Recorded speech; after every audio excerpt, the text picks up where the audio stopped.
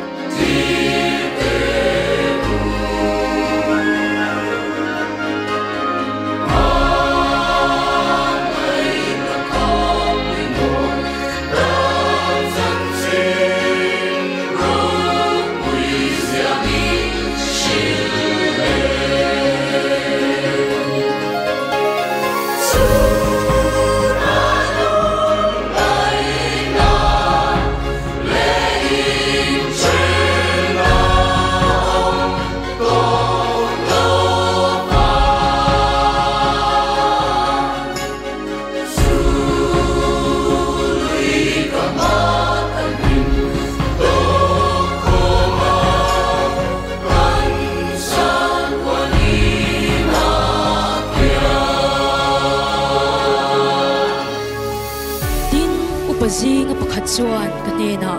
heng puan var sin te hi tu tinge ni a khoya chinga local nge anni ti in mi bia a tin ke chuan ne na kapu nangma ni sia long ka ti a tin anin ka ne na heng hi si om na sa takata chwa kho ti kha anni a an puan ti beram lo ti sena suin an ti var ta a